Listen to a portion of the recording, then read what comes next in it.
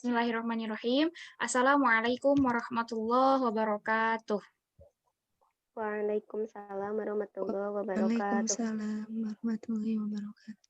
Rabbi shrah li sadri wa yassir li amri wahlul 'uqdatam min lisani yafqahu qawli.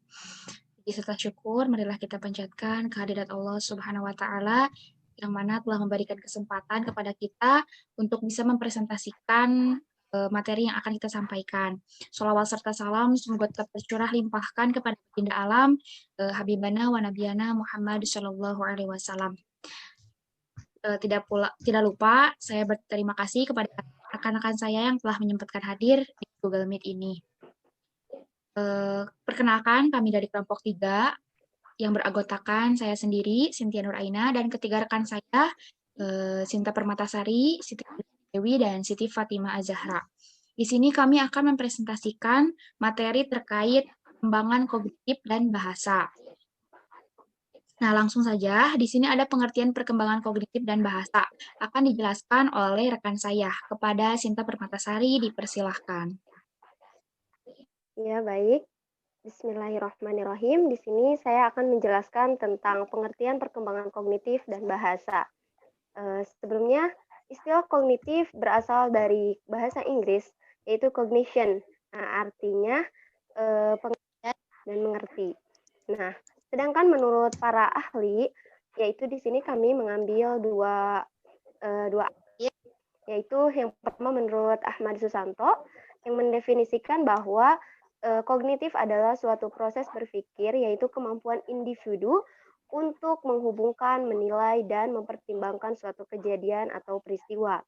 Nah, yang kedua, menurut Husdarta dan Nurlan, mereka berpendapat bahwa perkembangan kognitif adalah suatu proses secara terus-menerus, namun hasilnya tidak merupakan sambungan atau kelanjutan dari hasil-hasil yang telah dicapai sebelumnya.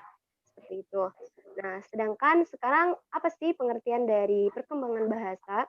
Nah, menurut psikolinguistik, perkembangan bahasa itu dapat diartikan sebagai proses untuk memperoleh bahasa, menyusun tata bahasa dari ucapan-ucapan, dan menilai ukuran penilaian tata bahasa yang paling tepat dan paling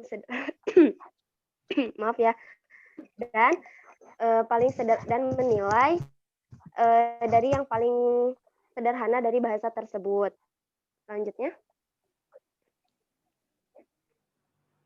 Nah, sekarang teori kognitif, di sini kami mengambil teori dari Jean Piaget. Nah, apa sih teori kognitif menurut Jean Piaget? Di sini Jean Piaget mengemukakan bahwa perkembangan kognitif pada anak itu melalui 4 tahapan, yaitu yang pertama ada tahap sensori motor, ya, di mana tahap ini berlangsung pada usia 0 sampai 2 tahun.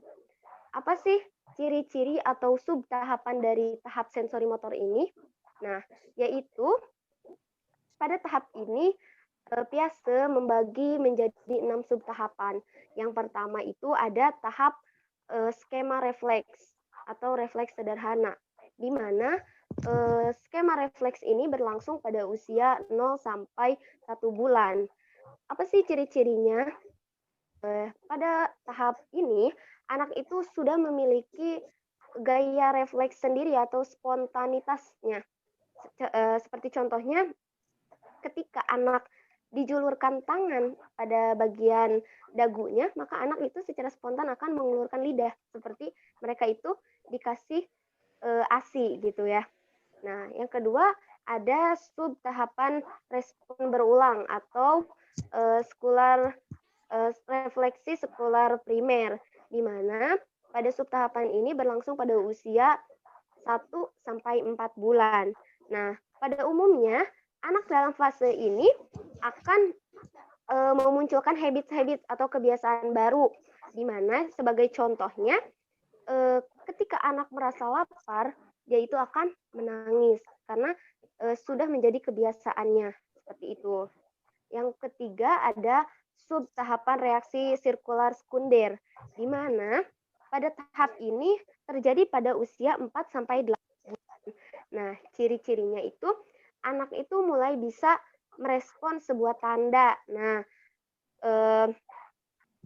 seperti contohnya, dia akan menggerakkan tangan ketika dikasih benda yang berbunyi ketika disentuh oleh dia. Nah, seperti itu.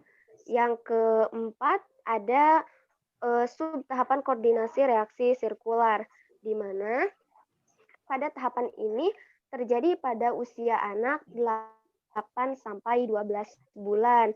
Nah, contohnya seperti saat anak memegang mainan, nah si anak itu pasti akan memukulkan benda tersebut pada objek lain supaya menimbulkan suara atau bunyi. Nah, jadi jangan heran ketika anak pada fase 8 sampai 12 bulan ini akan sering melempar-lempar mainan atau barang yang ada pada jangkauannya. Seperti itu. Nah, yang kelima ini terjadi pada umur 12 bulan hingga 18 bulan, yaitu tahap apa? Yaitu tahap reaksi sirkular tersier. Nah, contohnya seperti apa? Contohnya, anak itu akan mulai bisa semakin tertarik kepada objek-objek yang ada di sekitarnya. Nah, contohnya dia akan terus memainkan objek-objek di sekitarnya yang sekiranya menimbulkan bunyi seperti itu. Nah, yang terakhir ada sub tahapan logika berpikir. Nah, di mana pada tahapan ini terjadi pada usia 18 sampai 24 bulan, maaf ya.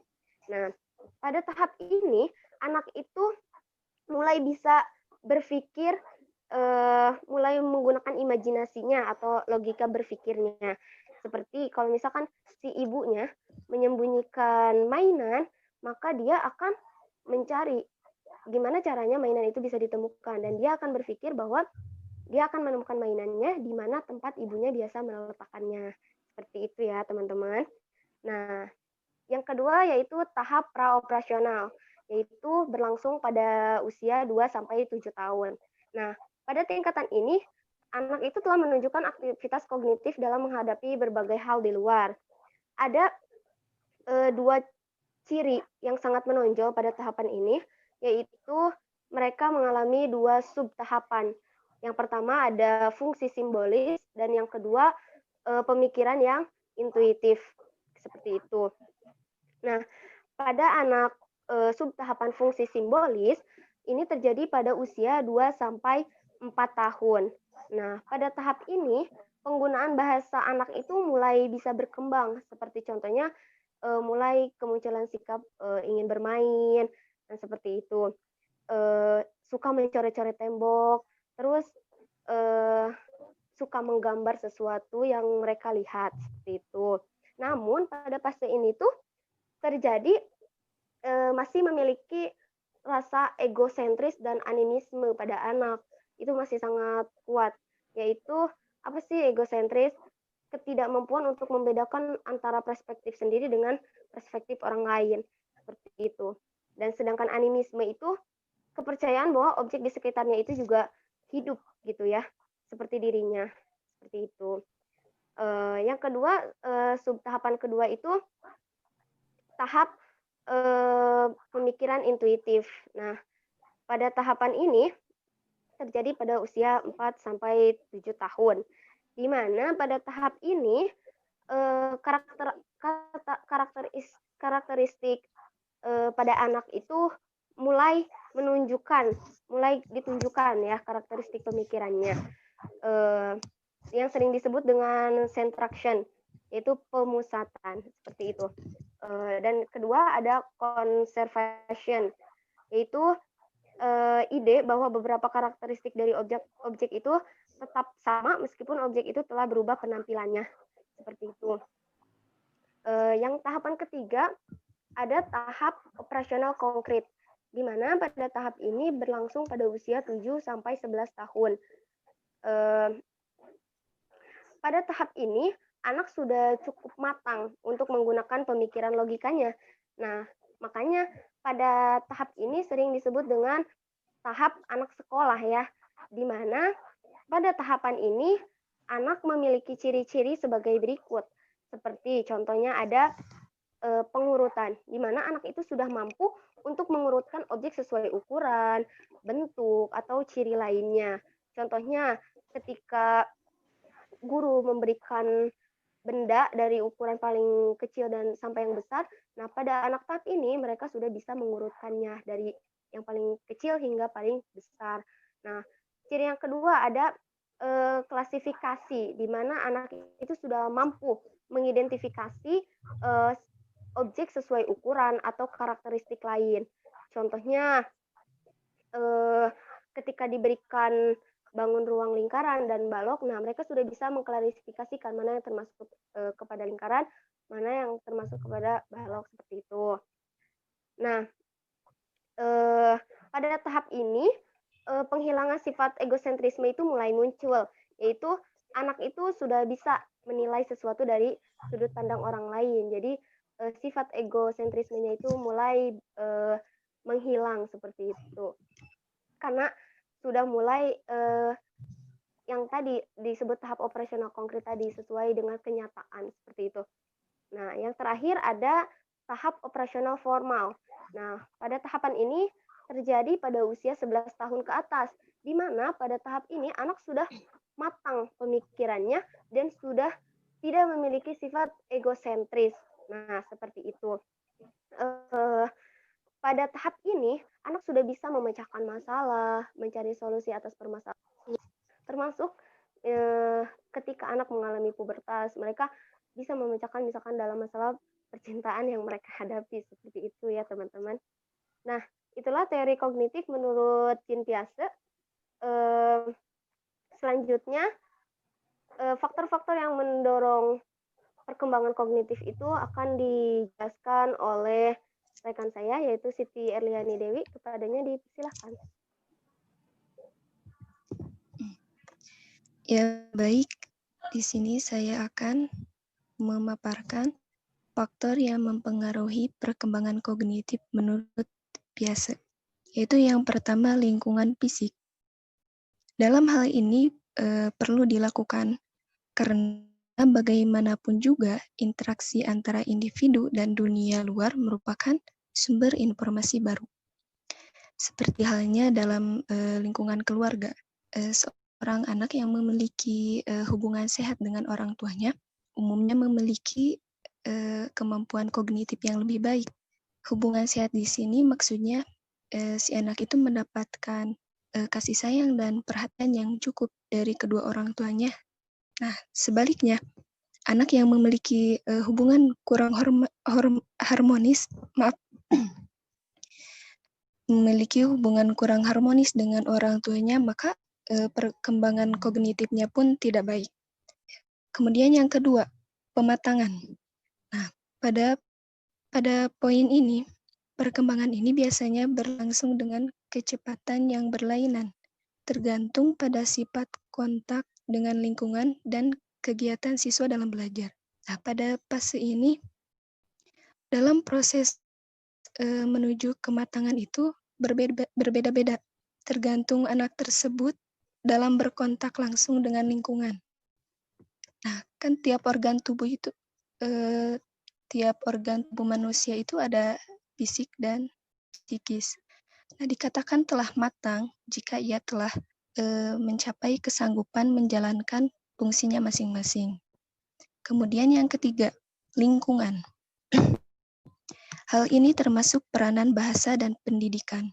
Nah, pada poin ini yang dimaksud itu lingkungan sosial, seperti dalam bermasyarakat.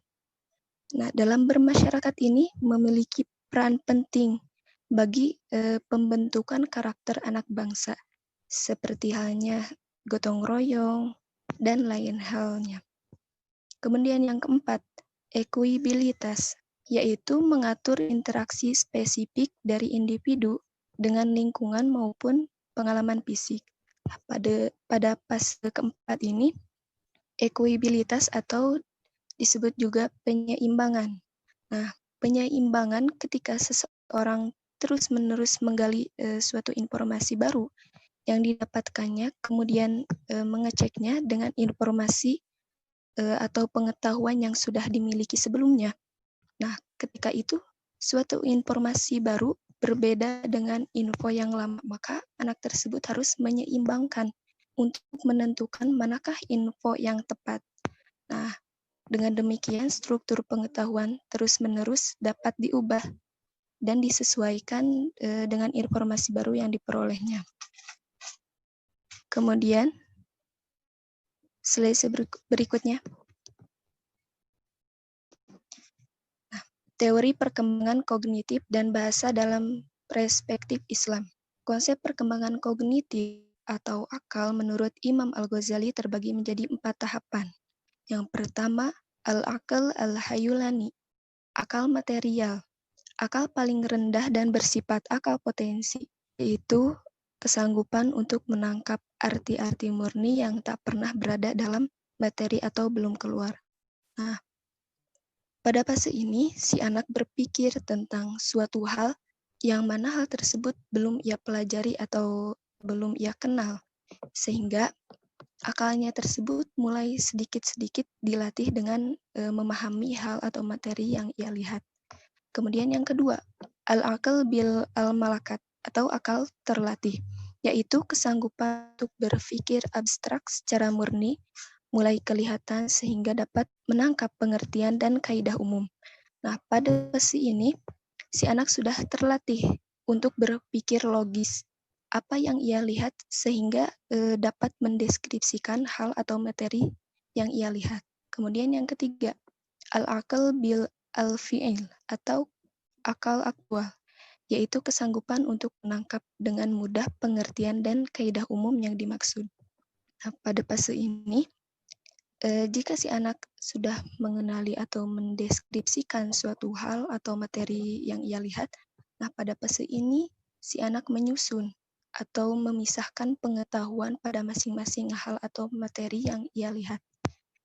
Kemudian yang keempat, al-aql al-mustafad atau akal perolehan, yaitu akal yang di dalamnya terdapat arti-arti abstrak yang dapat dikeluarkan setiap kali dikehendaki. Nah, pada fase ini, akal perolehan. Hasil dari tahapan sebelumnya, mulai dari memahami, mendeskripsikan. Nah, pada fase ini, akal si anak itu bersifat pasif, karena pengetahuan itu terlahir atau sudah terkumpul dengan sendirinya tanpa memerlukan kegiatan berpikir lagi. Mungkin sekian dari saya. Selanjutnya saya serahkan kepada moderator. Selanjutnya, materi mengenai implikasi teori perkembangan kognitif terhadap pendidikan yang akan dijelaskan oleh Saudari Siti Fatimah Azhara. Kepadanya kami persilahkan. Baik, terima kasih kepada teman-teman yang telah memberikan saya kesempatan untuk memaparkan materi. Setelah mengetahui teori perkembangan kognitif, di sini saya akan sedikitnya memaparkan atau menjelaskan tentang implikasi teori perkembangan kognitif terhadap pendidikan. Yang pertama, teori Piaget. Teresa M. dan Ginny Ellis menyebutkan beberapa implikasi teori Piaget bagi guru-guru di sekolah. Yang pertama, memberikan kesempatan kepada peserta didik untuk melakukan eksperimen terhadap objek-objek fisik dan fenomena-fenomena alam. Sebagai contoh, pada masa prasekolah, anak-anak akan melakukan eksplorasi dengan bermain. Misalkan bermain dengan air, dengan pasir, ataupun balok-balok kayu. Yang kedua, mengeksplorasi kemampuan penalaran dengan mengajukan pertanyaan atau pemberian tugas-tugas. Dengan memberikan tugas-tugas atau mengajukan pertanyaan, pendidik akan mengetahui sampai mana kemampuan penalaran para peserta didiknya. Yang ketiga, tahap-tahap perkembangan kognitif biasa menjadi acuan dalam menginterpretasikan tingkah laku dan juga mengembangkan rencana pelajaran. Yang keempat, tahap-tahap perkembangan kognitif biasa juga memberikan petunjuk bagi para guru dalam memilihkan strategi pembelajaran yang lebih efektif. Yang kelima, merancang aktivitas kelompok di mana siswa berbagi pandangan dan kepercayaan dengan siswa lain. Menurut Piase, dengan melakukan interaksi teman sebaya akan membuat mereka melatih diri, merasa tertantang, dan juga melihat bagaimana orang lain mengatasi permasalahan. Baik, selanjutnya implikasi teori kognitif menurut Imam Ghazali. Yang pertama, bagi pendidik. Pertama, pendidik hendaknya mengupayakan perkembangan seluruh potensi peserta didiknya, baik itu jasmani maupun rohani. Yang kedua, pendidik hendaknya merumuskan materi dan metode pembelajaran yang bervariasi sesuai dengan tahap-tahap perkembangan peserta didiknya, karena tugas pendidik itu untuk membantu peserta didik mengembangkan seluruh potensi yang ia miliki. Yang ketiga, pendidik harus membekali dirinya dengan pengetahuan tentang perkembangan peserta didik, baik perkembangan kognitif dan moralnya, tetapi perkembangan sosial, bahasa, emosi, dan fisik juga harus mereka ketahui. Yang keempat, pendidik hendaknya mampu menjadikan dirinya sebagai uswah bagi para peserta didiknya, karena biasanya para peserta didik akan meniru apa yang dilakukan oleh pendidiknya, sehingga menuntut para pendidik untuk menjadi teladan yang baik bagi para peserta didiknya. Yang kelima, pendidik hendaknya memiliki sifat kasih sayang dalam mendidik dan membimbing peserta didiknya. Yang keenam, peserta didik juga memiliki sifat sabar dalam melatih dan membimbing peserta didiknya, karena sifat kasih sayang dan juga sifat sabar akan mempengaruhi dalam proses pembelajaran peserta didiknya. Terima kasih. Selanjutnya, materi akan dipaparkan oleh Cynthia. Ya, baik. Masih terkait dengan materi tentang implikasi teori kognitif menurut Al-Ghazali. Nah, jika sebelumnya telah dijelaskan oleh rekan saya, yaitu ada pendidik, selanjutnya di sini saya akan menyampaikan poin mengenai peserta didik. Jadi, poin pertama ada peserta didik bukan merupakan miniatur orang dewasa. Ia memiliki dunianya sendiri. Pendidikan harus memahami hal ini agar dalam proses pembelajaran, baik dalam metode pembelajaran dan materi yang diajarkan, sumber belajar maupun media pembelajaran, mereka tidak diperlakukan seperti orang dewasa. Jadi, kita nih ya nanti calon-calon guru, kita tuh tidak boleh memperlakukan peserta didik sama semuanya gitu. Jadi ada tahapan-tahapannya. Kita tidak boleh memperlakukan sama antara kita ke peserta didik yang masih SMP dan antara kita ke peserta didik yang masih SD gitu. Selanjutnya ada peserta didik adalah manusia yang senantiasa tumbuh dan berkembang secara periodik. Hal ini penting untuk difahami oleh pendidik agar proses pendidikan disesuaikan dengan tingkat pertumbuhan dan perkembangan yang pada umumnya dilalui oleh setiap peserta didik. Nah, jadi kita juga harus tahu bahwa setiap peserta didik itu mempunyai perkembangannya secara bertahap. Jadi ketika kita ngajar di SD, berarti kita tahu nih peserta didik kita apa yang harus kita ajarkan dan siapa yang akan kita ajarkan gitu. Kita nggak boleh tuh menyamakan antara peserta didik SD, SMP, apalagi SMA gitu, karena mereka mempunyai perkembangannya masing-masing gitu ya. Selanjutnya ada materi. Nah, terkait materi yang akan kita sampaikan kepada peserta didik kita, di sini ada materi pendidikan yang diajarkan kepada peserta didik hendaknya beragam, sesuai dengan arah pengembangan potensi dan tujuan yang hendak dicapai. Karena pengembangan keseluruhan potensi mereka salah satunya adalah melalui materi pembelajaran yang diajarkan. Terus ada materi pendidikan juga hendaknya bertahap sesuai dengan kemampuan berpikir peserta didik. Kan sebelumnya sudah dijelaskan ya bahwa peserta didik itu memiliki memiliki waktu masing-masing untuk bertumbuh dan berkembang gitu. Ketika kita memberikan materi nih ke peserta didik, kita nggak boleh kita ngasih materi ke SD, terus kita ngasih ngasih juga materi ke SMP, dan materinya itu sama. Jadi kita harus membedakan mana nih kita harus bisa memilih dan memilah mana nih materi yang harus kita berikan ke anak peserta didik SD dan mana yang harus kita berikan ke peserta didik SMP, supaya mereka tuh tumbuh dan berkembang sesuai dengan masanya gitu. Enggak yang anak SD berpikirnya udah kayak anak SMP, terus yang SMP berpikirnya masih kayak anak SD. Itu penyebabnya karena kita ngasih materinya nggak sesuai gitu ya. Selanjutnya di sini ada metode. Yang dimaksud metode ini adalah metode ketika kita memberikan pengajaran terhadap peserta didik yang akan kita ajar. Metode di sini adalah ketika kita memberikan materi. Bagaimana sih metode yang harus kita lakukan, metode yang harus kita pakai kepada peserta didik kita. Di sini ada metode pendidikan yang digunakan oleh guru hendaklah bervariasi sesuai dengan materi yang akan diajarkan. Hal ini berhubungan dengan banyaknya potensi peserta didik yang harus ditumbuh kembangkan. Selanjutnya ada metode hendaknya juga disesuaikan dengan tingkat kemampuan berpikir peserta didik. Seperti metode pendidikan akhlak untuk anak sebelum berusia 7 tahun, tentu tidak boleh disamakan dengan metode yang digunakan untuk anak yang berusia 12 tahun. Nah, ini sama ya, baik itu terhadap cara kita memperlakukan peserta didik, cara kita memberikan materi kepada peserta didik, dan metode yang kita pakai untuk mengajar kepada peserta didik, kita harus sesuaikan. Karena apa? Karena peserta didik mempunyai masanya gitu.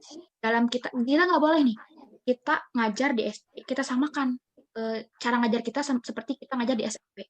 Karena kan kita harus tahu nih, oh kita ngajar di SD, kita harus tahu diri gitu intinya ya.